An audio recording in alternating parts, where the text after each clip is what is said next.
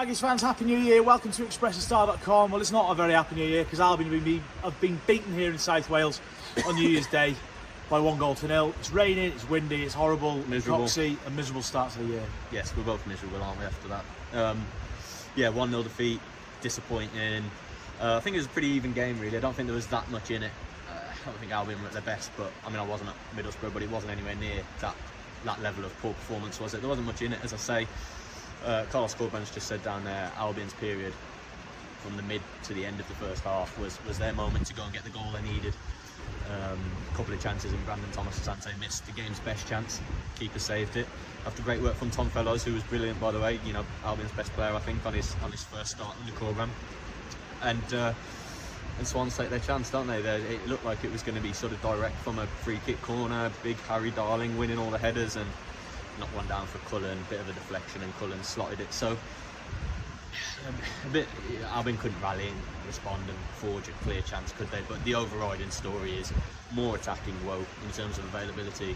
It's a bit ridiculous, isn't it? You know, we go on about this every week. It's tiresome.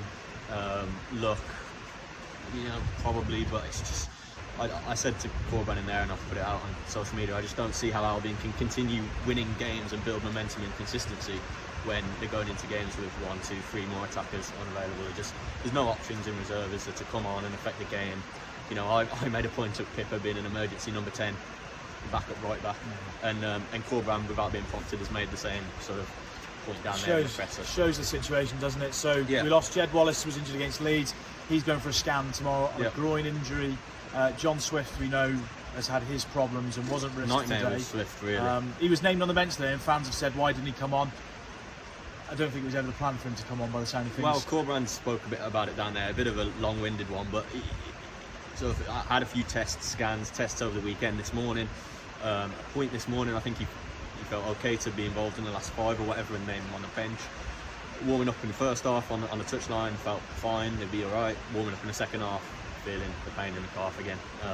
So there's still an injury there. I think they said Carlos said they did an ultrasound or something, done some sort of scan, and it showed up nothing. So doesn't seem like there's an injury, but obviously the muscles, you know, pain in him, and it's a massive problem, isn't it? It's a massive problem, and that kind of, you know, Swift was unable to get on in the end when Albion needed something, and young Fenton Hurd from the academy travelled as an attacker.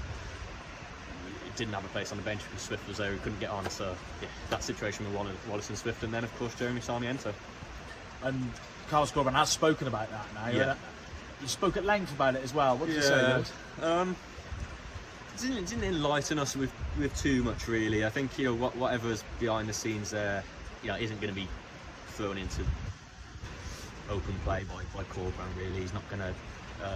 But from what it sounded like from Corberan, it was clearly a Brighton call and a Sarmiento call on that front. We can only assume it's about, he's going back out, isn't he? I think Zerbi said he's going back out elsewhere on loan, and there's a bit of foreign interest in him, stuff like that.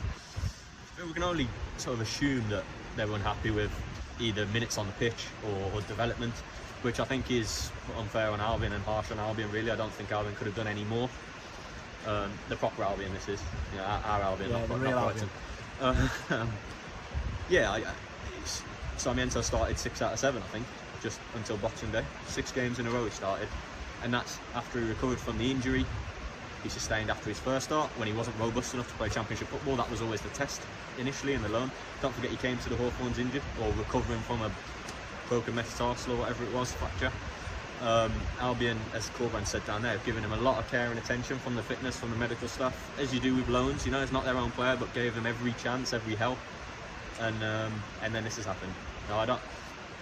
Look, another thing worth mentioning, Corberan has confirmed, as we reported and suspected down there, that Albion will replace him. So that's 2 attacking reinforcements Albion will look and bring in this month. So that's, you know, that's positive that they can make that happen. That there's room to manoeuvre there finance-wise. Obviously, recoup some of Sarmiento's, obviously the wage fee spent there, but Albion wouldn't be choosing to send him back, you know, would they really? You're giving the attacking injury crisis. He'd have played 90 minutes there probably, wouldn't he? And I'm not saying he'd have won the game or anything, but he'd have been an option at least. It's a senior option, and yeah, frustrating one.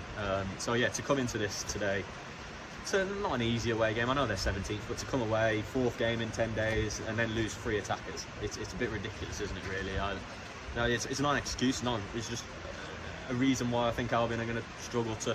Fifth is a great position in the table, but just going to struggle in this period to keep putting wins together.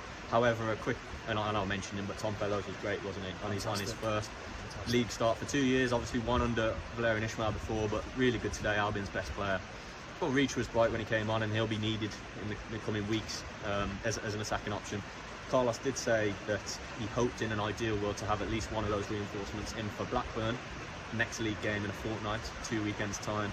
Obviously between that we've got the FA Cup, haven't we, against Aldershot, where it's going to be a change side, you know, I might be playing for that one. Legs up, yeah, recover the bodies, and yeah, it's a tough period, but I think this break, this little 2 weeks is well needed and very useful really.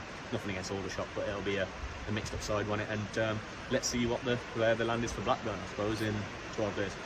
Not the happiest of New Year's for Baggies fans. Final score here in a really, really wet South Wales. Swansea 1, Albion 0. All the rest of your reaction, you know where to go.